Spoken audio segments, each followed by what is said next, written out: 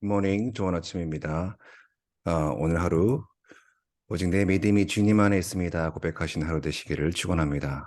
오늘 주님께 주신 말씀 함께 보겠습니다. 예레미야 애가 3장 55절에서 66절 말씀입니다. 예레미야 애가 3장 55절에서 66절 말씀 제가 봉독해 올리겠습니다.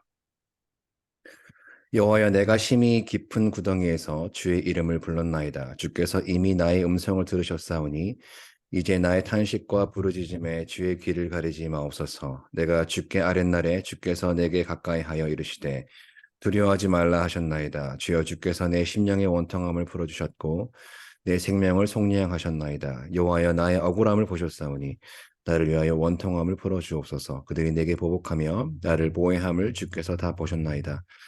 여호와여, 그들이 나를 비방하며 나를 모해하는 모든 것, 곧 일어나 나를 치는 자들의 입술에서 나오는 것들과 종일 나를 모해하는 것들을 들으셨나이다. 그들이 앉으나 서나 나를 조롱하여 노래하는 것을 주목하여 보옵소서. 여호와여, 주께서 그들의 손이 행한 대로 그들에게 보응하사 그들에게 거만한 마음을 주시고 그들에게 저주를 내리소서. 주께서 진노로 그들을 뒤쫓으사 여호와의 하늘 아래에서 멸하소서. 아멘. 네, 오늘은 죽겠다, 죽게 있다 라는 제목으로 하나님의 말씀 증거하겠습니다. Life is hard and the Lord is good. 인생은 고통스럽지만 주님은 선하십니다. 분명 모순되는 이 문장이 우리에게 전혀 모순되지 않게 들리는 이유는 예수님을 구주로 받아들이고 사는 사람이라면요, 누구나 한 번쯤 깊이 경험해 본 진리이기 때문입니다. 이 진리는 눈에 보이지 않아요. 그러나 우리 삶에 분명히 증거가 있습니다. 그 실체가 오늘 우리가 붙들고 있는 이 말씀 안에 있어요. 성경은 이것을 믿음이라고 하는 것이죠. 따라서 이를 먼저 경험한 히브리서 기자는 믿음은 바라는 것들의 실상이요, 보이지 않는 것들의 증거라고 역설적으로 정의를 하는 것 아니겠습니까? 바로 이 역설이 오늘 예레미야가 3장 전체에 흐르는 고백이며 우리가 읽은 예레미야의 기도에 흐르는 역설이기도 합니다. 지난주 화요일에 1장 마지막 부분을 함께 묵상하면서 1장에서 3장이 모두 기도로 끝을 맺고 있다. 5장은 아예 전체가 기도문이다. 예레미야 애가는 예레미야 기도라고 봐도 무방하다라고 말씀드렸는데 오늘 본문이 딱 3장 마지막에 예레미야의 기도입니다. 왜 이 기도가 역설적이냐? 자, 오늘 예레미야의 기도를 한마디로 요약하면 뭡니까? 죽겠다 아닙니까? 그러나 3장 전체에 흐르는 물줄기를 쭉 따라가다 보면 결국 이 죽겠다는요, 죽게 있다로 끝나더라는 겁니다. 우리 한국 사람들이 맨날 입에 달고 사는 게 뭐예요? 죽겠다 아닙니까? 태어난 근본이 그렇고 또 우리 이민 생활이 실제로 그러니 어쩌겠어요. 그런 말도 안 하고 살면 진짜 죽을 것 같은데 죽을 것 같으면 죽겠다 해야죠. 하지만 믿는 우리는 알아요. 죽겠다라고 말하지만 그 실체는 죽게 있다라는 이 진리를, 다시 말하면요, 믿는 우리에게 불평은 골칫거리가 아니라 기도거리라는 말입니다. 왜냐? Life is hard and the Lord is good. 인생이 죽을 것 같아도 우리 주님은 여전히 선하시니까. 이것이 오늘 예레미야 선지자가 고통 중에 쏟아놓는 불평 가운데 우리가 만나는 지혜이며 또한 하나님께서 그의 불평을 기도로 받으신 이유입니다. 앞서 우리가 묵상한 1장, 2장에 기록된 두 개의 애가는요, 남유다라는 나라와 남유다 백성들을 향한 애가였다면 예레미야 애가 3장은요, 선지자 자신의 고통과 아픔에 대한 애가라고 볼 수 있습니다. 오늘 말씀 55절에 예레미야가 처한 이 고통을 한마디로 드러내는 표현이 나오죠. 바로 깊은 구덩이라는 말입니다. 구덩이는 스스로의 힘으로 도저히 빠져나올 수 없는 것을 상징하죠. 누군가가 반드시 끌어올려줘야 살 수 있는 곳이에요. 예레미야는 실제로 이것을 경험했습니다. 예레미야 38장을 보면 남유다의 마지막 왕 시드기야 왕 당시에 시위대 뜰 구덩이에 던져졌다가 기적적으로 끌어올려져서 살아나는 경험이 기록되어 있어요. 당시 구덩이에 던져진 그의 제목이 뭡니까? 예레미야 38장 4절 보시면 고관들이 시드기야 왕께 나와서 선지자의 죄를 이렇게 고발합니다.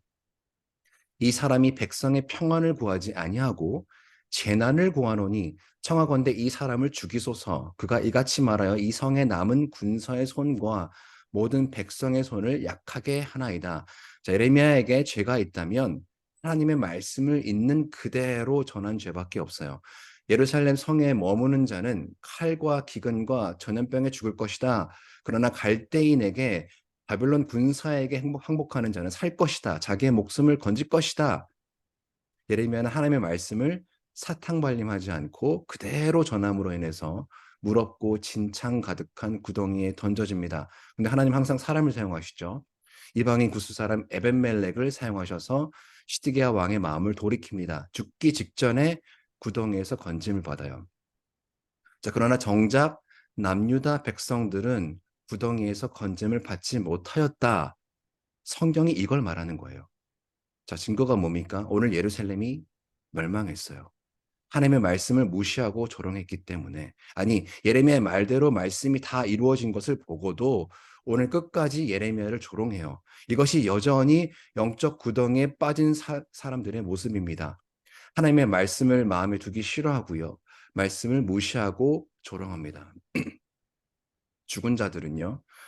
죽었다 살아난 자의 삶을 절대 이해하지 못해요. 여러분 직장에 믿지 않는 분들이 주중에 회사 일도 힘든데 주말에 쉬지도 않고 새벽부터 교회 나가서 청소하고 게시판 정리하고 간식과 식사 준비하고 하는 여러분의 모습을 어찌 이해를 하겠어요?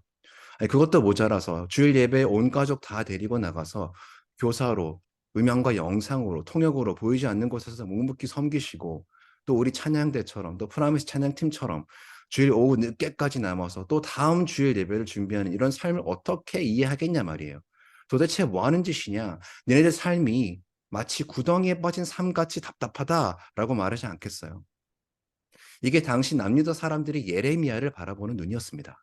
그러나 예레미야의 눈에는요, 오히려 이들이야말로 구덩이에 빠져 있는 자였던 거예요. 수렁에서 끌어올림을 경험한 우리는 압니다. 끌어올려졌다는 말은요, 먼저 구덩이에 빠져야 했다는 말이죠. 예수님과 함께 죽어야 예수님과 함께 사는 부활이 있다는 말이에요. 예수님의 죽으심과 부활하심에 참여하는 복음 없이는 애초에 내 힘으로는 살 길이 없었으며 복음 없이는 내가 구덩이에 빠져 있는 것조차도 인지하지 못했다는 말이에요. 이를 경험한 예레미야는 오늘 기도가 완전히 달라져 있어요. 그의 기도 스타일이 뭔가 거룩하게 변했다는 말이 아닙니다. 기도의 내용이요, 하나도 바뀌지 않았어요. 예레미야는 여전히 자신의 고난에 대해 불평하고 있습니다. 우리는 뭐가 다릅니까? 우리도 오늘 여전히 불평합니다. 그러나 하나님께서는 분명 오늘 예레미야의 불평을, 우리의 불평을 기도로 들으신다는 사실이에요. 왜냐? 구덩이에 빠졌다 건짐받은 예레미야는, 아니 우리는 하나님의 선하심을 맛보아 알아버렸어요. 죽겠다 하지만 우리의 영 깊숙이 죽게 있다로 하나님께 올려지고 있는 겁니다. 왜요? 우리의 믿음이 잘나서요? 아니요. 적어도 오늘 이 자리에 앉아 계시거나 굳이 또 유튜브에 들어오셔서 아침 묵상을 찾아 듣고 계신 분들은요, 깊은 구덩이에 빠져서 죽었다 살아난 자들이라 그래요.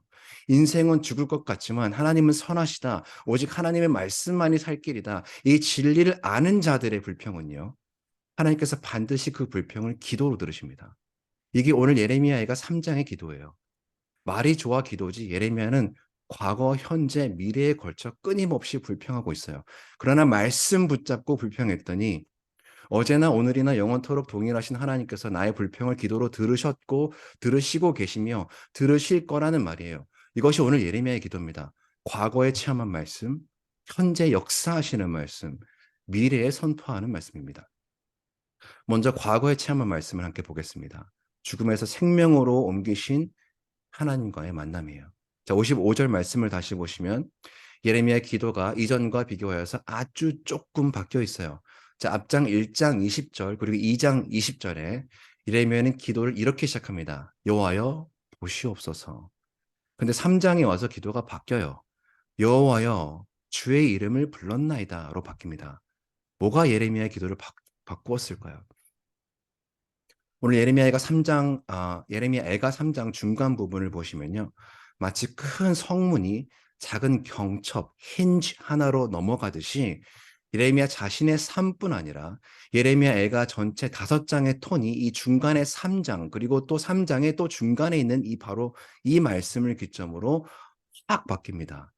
바로 예레미야 애가 3장 19절에서 23절 말씀입니다. 제가 읽어드리겠습니다. 내 고초와 재난, 곧 쑥과 담즙을 기억하소서. 내 마음이 그것을 기억하고 내가 낙심이 되오나 이것을 내가 내 마음에 담아두었더니 그것이 오히려 나의 소망이 되었사옴은 여호와의 인자와 긍휼이 무궁하심으로 우리가 진멸되지 아니함이니이다. 이것들이 아침마다 새로우니 주의 성실하심이 크시도소이다. 할렐루야. 여기 주목할 동사가 두 개 있는데 3장 20절에 기억하고 그리고 21절에 내 마음에 담아두었으니 라는 말입니다. 세월호 참사를 겪은 젊은 10대 아이들, 우리 유스 아이들과 같은 자녀를 잃은 유가족들에게 사람들이 종종 하는 말이 있어요. 이제 좀 그만해라. 그만 좀 잊어버려라. 고통스러워하고 있는 사람에게요. 잊어버려라. 잊어버리십시오. 잊어버리세요. 라고 말하는 것만큼 이중 고통을 주는 게 없어요. 현실은 여전히 고통입니다. 이것을 기억하는 것이 회복의 출발선이에요. 왜요? 그 고통의 구덩이에 평생 남아있기 위해서가 아니라요. 깊은 구덩이에서 반드시 건져 올리실 하나님의 긍휼하심을 기억해내기 위해서, 마음에 담아두기 위해서예요. 구덩이에서 끌어올려진 예레미야는요, 오늘 고통 가운데 과거에 경험한 하나님, 그분의 신실하심을 기억해냅니다. 나를 수렁에서 건져 올리신 것은 하나님의 변치 않으시는 아침마다 새로우신 신실하심이었다라고 call to mind, 과거의 기억을 끌어올려서 마음에 담아두고 있는 거예요. 목사님, 예레미야는 선지자니까 고통 가운데 하나님은 신실하시다라고 말할 수 있는 거지. 나는 그런 큰 믿음이 없어서요. 아니요, 사실 반대입니다. 자, 지난주 화요일에 고린도후서 13장 5절 말씀을 인용해 드리면서 믿음이 우리 안에 있는 것이 아니라 우리가 믿음 안에 있는 거라고 말씀드렸어요. 자, 여기 믿음, 영어로 faith라는 헬라어 단어는 피스티스인데 같은 단어가요. faithfulness, 신실함이라는 뜻으로도 번역이 됩니다. 자, 성경에서 faith와 faithfulness는 상호 교환이 가능한 말입니다. faith는 결국 하나님의 faithfulness에 근거를 두고 있다는 말이에요. 무슨 말이죠? 예레미야의 믿음이 하나님의 신실하심을 붙잡은 것이 아니라 하나님의 신실하심이 예레미야의 믿음을 붙잡은 거예요. 바로 이 깨달음이 예레미야의 기도를 바꿔버린 겁니다. 아, 내가 하나님 믿는다고 붙잡은 것이 아니라 하나님의 신실하심이 내 믿음을 붙잡은 거였구나. 죽겠다고 했는데 사실은 죽게 있었던 것이구나. 태초부터 나를 아시고 선택하신 그분께서 내 인생을 보셨고 보고 계시며 또 보실, 어제도 계셨고 오늘도 계시며 이제 곧 오실 예수님을 만나면요, 우리에게 필요한 것은 딱 하나예요. 여호와 하나님의 이름, 이거 딱 하나 남습니다. 그래서 이제 오늘 예레미야가 3장에 붙어 있는 이 기도에는요, 한글 성경에는 잘 나타나지 않은데 영어 성경과 히브리 원문을 보시면 여기 55절뿐 아니라 58절, 59절, 61절, 64절, 그리고 마지막 66절 이렇게 6번이나 여호와여 혹은 주여라고 하나님의 이름을 부르고 있습니다. 깊은 구덩이에서 나를 끌어올리신 예수님을 만난 인생은요, 자신이 필요한 것이 무엇인지 아는 인생이에요. 예수님 이름 하나면 충분함을 깨달아 버린 인생이에요. 이런 인생은 56절의 고백을 하게 됩니다. 주께서 이미 나의 음성을 들으셨사오니.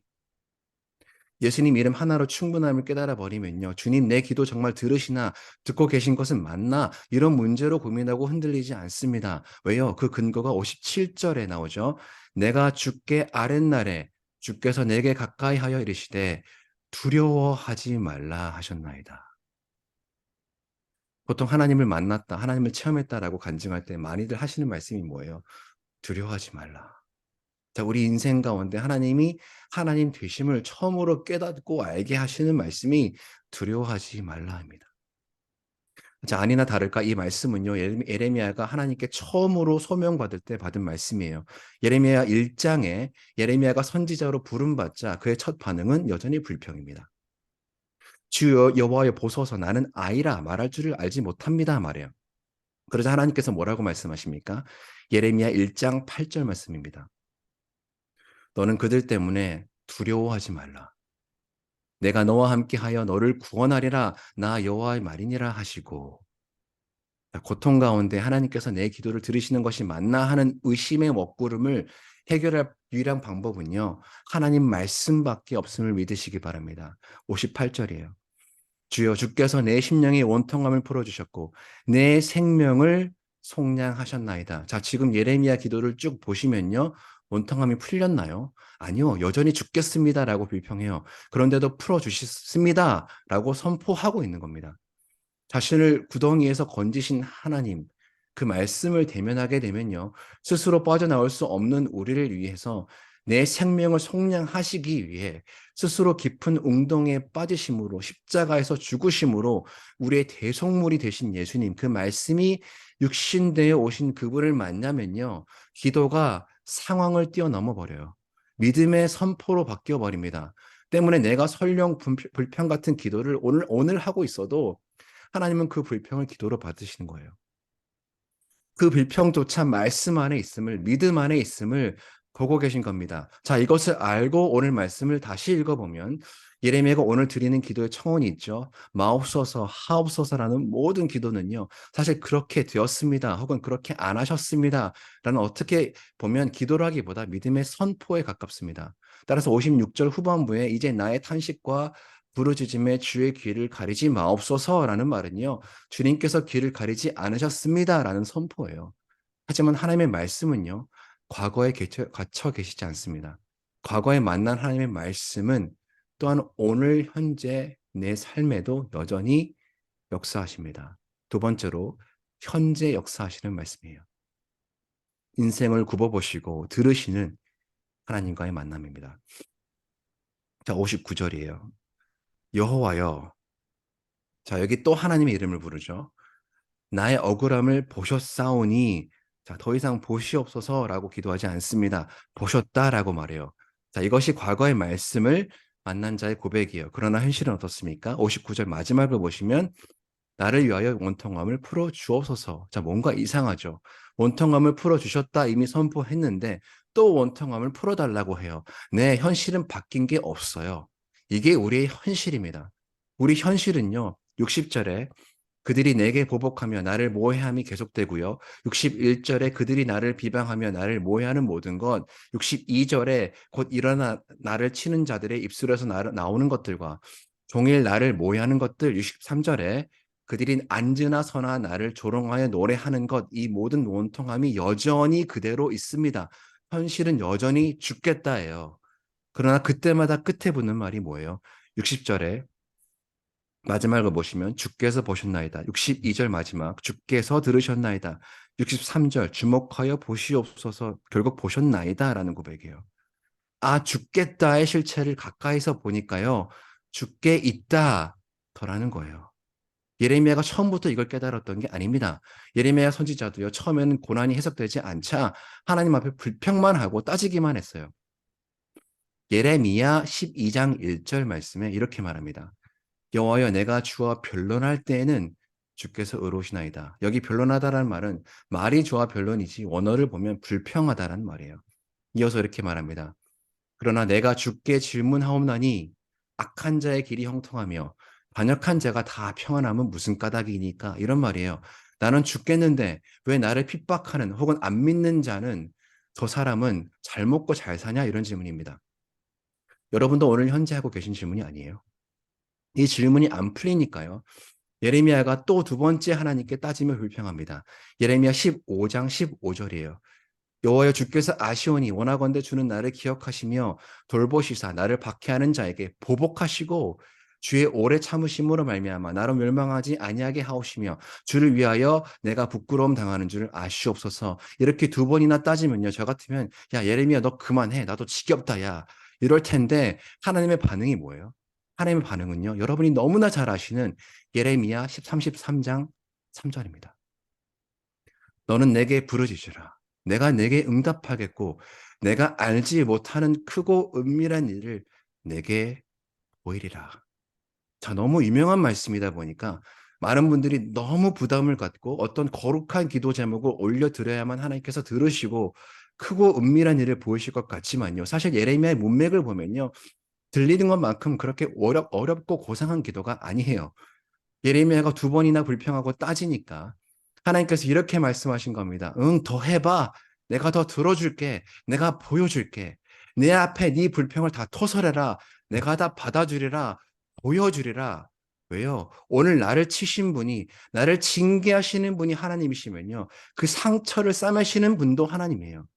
내 고통에 대한 답은요, 하나님과의 만남, 이거 하나만 남습니다. 고통 가운데 유일한 답은요, 오직 하나님의 말씀만이 살 길이다. 이거 하나 남아요. 이거 하나 알게 하시려고 오늘 70년 바벨론 포로라는 시간을 통해서 오늘 우리 70년 광야의 인생을 예레미야의 눈을 통해 조명하고 계신 것입니다. 예레미야는 이제 말씀을 의지하여서 하나님께 더 크게 부르짖습니다. 불평을 토설해요. 세 번째, 미래에 선포하는 말씀입니다. 원수를 심판하시는 하나님과의 만남이에요. 오늘 본문 64절에서 66절 말씀이에요. 여호와여 주께서 그들의 손이 행하는 대로 그들에게 보응하사 그들에게 거만한 마음을 주시고 그들에게 저주를 내리소서. 주께서 진노로 그들을 뒤쫓으사 여호와의 하늘 아래에서 멸하소서. 한마디로 이런 말입니다. 원수 갚는 것 하나님께 있는 줄 압니다. 내 믿음 주께 있사오니 오늘 나는 하나님의 말씀만 붙잡겠습니다. 오직 하나님의 말씀만이 살 길이다. 이거 하나 깨닫고 붙들었다면요. 이제 마음껏 너의 불평을 토설하라는 거예요. 다 덜어주겠다. 내가 갚아주겠다. 단 사람에게 말고 나에게 하라는 겁니다. 오직 말씀 안에서 말씀을 의지하여서 하나님께만 불평하라는 겁니다. 출애굽 광야 1세대들이 40년 광야 여정 가운데 이거 하나 깨닫지 못하고 불평만 하다 죽은 거 아니에요. 어느 목장 모임에 가게 되었는데요. 기도 제목을 나눈 시간이었어요. 한 집사님이 이렇게 말씀하십니다. 저는 기도 가운데 하나님께 화를 좀 많이 내는 편이에요. 그래서 한편으로는 이딴 게 무슨 기도인가 하는 생각이 들면서도 어떤 사람이 막 너무 싫어서 저 사람 좀 어떻게 해주면 안 되겠냐 하나님께 따지면서 기도했더니 어느 날 보니까 그분이 다른 주로 이사 가셨더라는 거예요. 이렇게 계속 하나님께 화를 내도 되는 건지 모르겠다 말씀하십니다. 제가 말씀드렸어요. 집사님이 사람에게 화를 내지 않고 하나님께 그렇게 화를 내고 계시다는 것이 그것이 집사님이 믿음 안에 계시다는 증거입니다. 이 말에 눈이 휘둥그레져서 쳐다보시자 제가 또 이렇게 여쭤봤어요. 집사님, 요즘 매일 말씀 묵상하시고 말씀 통독도 하고 계시죠? 이 말에 집사님 눈이 더 휘둥그레져서 고개만 끄덕끄덕 하시던 기억이 있습니다. 사랑하는 여러분, 하나님은 생각보다 매우 가까이 계십니다. 아니, 여러분에게 가까이 가고 싶으셔서 안달이 나신 분이 우리 하나님이에요. 때문에 여러분에게 때로는 징계를 허락하시는 겁니다. 왜냐? 그때 우리는 말씀 앞에 더 가까이 가고요. 그때 우리는 하나님 앞에 더 울부짖습니다. 이게 우리 믿음의 역설이에요. 하나님이 나를 징계하시고 연단하실 때보다 하나님과 더 가까웠던 적이 없었다는 거예요. 그때 우리는 비로소 고백합니다. Life is hard and the Lord is good. 인생이 죽을 것 같아도 우리 주님은 여전히 선하시다. 오늘 나의 현실이 비록 구덩이에 빠진 것 같아도 오직 말씀만이 살 길이다. 이거 하나 붙들면 하나님께서는 반드시 피할 길을 마련하신다. 올림픽 다이빙 선수를 꿈꾸면서 열심히 운동에 매진하는 한 청년이 있었어요. 근면 성실의 대명사를 할 만큼 자신의 커리어를 위해서 빈틈없이 준비하는 친구입니다. 근데 유독 영적인 일은 전혀 관심이 없어요. 주변에 믿는 청년들이 수차례 복음을 전했습니다. 그런데 자기 개발하기에도 아까운 시간을 예수 믿는다고 교회에다가 헌신하는 친구들이 참 불쌍해 보입니다. 마치 구덩이에 빠져서 허우적거리고 있는 것처럼 보여요. 어느 날 밤이었어요. 자신이 다니는 대학 안에 있는 실내 수영장을 찾아갑니다. 불이 다 꺼졌고요. 그러나 그날따라 달이 밝았기 때문에 다이빙 보드에는 충분한 빛이 들어왔습니다. 그중에 가장 높은 다이빙 보드에 올라와서 보드 끝에 섭니다. 수영장을 향해 등을 돌려 선 후에 두 팔을 벌리고 호흡을 가다듬습니다. 그 순간 수영장 벽 쪽에 어떤 그림자가 비추는 게 보여요. 정확히 십자가의 모양입니다. 그 순간 청년은 다이빙을 멈추고 무릎을 꿇고 난생 처음 기도를 하게 됩니다. 예수님 정말 살아계시다면 제 인생으로 들어와 주십시오. 그리고 다시 일어서는 순간 불이 환하게 켜지더니 관리인이 들어옵니다. 그 순간 이 청년은 공포에 질려버렸어요. 불이 꺼져 있을 때 몰랐는데 눈을 들어서 뒤를 돌아보니까 보수 작업 때문에 수영장 물이 완전히 빠져 있는 것을 발견했기 때문이에요. 정작 구덩이에 빠져 있었던 사람은 친구들이 아니라 자신이었던 겁니다. 그날 밤 이 청년은 그 구덩이에서 건짐을 받습니다. 매일 죽겠다 하지만 결국 죽게 있다로 끝나는 게 우리 믿음 생활이에요. 지나간 세월 돌이켜보면 다 그렇지 않습니까? 돌이켜보면요. 과거에도 그리고 현재도 또 미래에도 우리의 믿음을 붙잡으셨고 붙잡고 계시며 또 붙잡는 것이 하나님의 신실하심이에요. 오늘 깊은 구덩이에 빠진 것 같은 인생의 순간을 지내고 계십니까? 그렇다면 오직 말씀만이 살 길이다. 이거 하나 깨닫게 하시는 시간임을 믿으시기 바랍니다. 어제도 계셨고 오늘도 계시며 영원히 계실 우리 주 예수 그리스도 말씀 되신 그분 여호와의 하나님 이름 하나 붙잡으시기 바랍니다. 나의 과거뿐 아니라 현재와 미래에 역사하시는 십자가의 언약과 능력 붙잡으시기 바랍니다. 그 십자가 언약 붙들고요. 말씀 안에서 말씀을 의지하여서 살아계신 하나님께 모든 불평을 마음껏 토설하시기 바랍니다. 너는 내게 부르짖으라. 내가 내게 응답하겠고 내가 알지 못하는 크고 은밀한 일을 내게 보이리라. 이전에 알지 못한 크고 비밀한 일, 말씀의 능력을 맛본 사람은요. 이렇게 고백합니다. Life is hard and the Lord is good.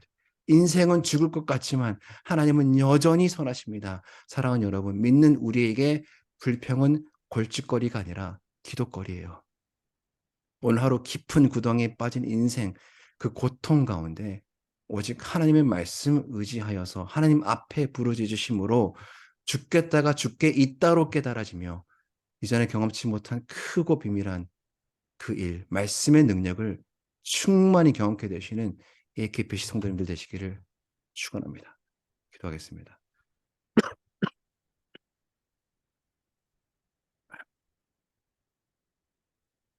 참 좋으신 하나님 아버지, 오늘 깊은 구덩이에 빠진 것 같은 고통스러운 인생을 지나시는 우리 성도님들을 축복하며 기도합니다. 오직 하나님의 말씀 의지하여서 말씀 안에서 말할 수 없는 아픔과 고통을 터설하며 부르짖으실 때 십자가 끝에서 맞아주시는 하나님 아버지의 신실하심 경험케 하여 주시옵소서. 어제나 오늘이나 영원토록 동일하신 예수 그리스도의 말씀의 능력으로 말미암아 죽겠다가 죽게 잇따로 깨달아짐으로 그런 하루, 그런 믿음의 인생 되게 하여 주시옵소서. 살아계신 예수님의 이름으로 기도합니다. 아멘. 오늘 말씀 기독하시면서 하나님 아버지 구덩이에 빠진 것 같은 고통스러운 인생 가운데 오직 하나님의 말씀 의지하여서 부르짖게 하심으로 죽겠다가 죽게 잇따로 깨달아지는 하루 되게 하여 주시옵소서. AKPC 비전 말씀 공동체 제자 공동체 미션을 공동체 의식 기도해 주시고요. 앞으로 진행될 2023년 여름 사역위에서 계속해서 기도해 주시기 바랍니다. 브라질 교회 오지 목사님, 르마 목사님 위해서 기도해 주실 때 통역 사역과 어린이 사역 등을 위해서 기도해 주시기 바랍니다. 치유를 위한 기도, 환우분들, 투병 중이신 우리 성도분들의 회복을 위해서 눈물로 기도하며 함께 삶의 자리로 나아가겠습니다. 기도하겠습니다.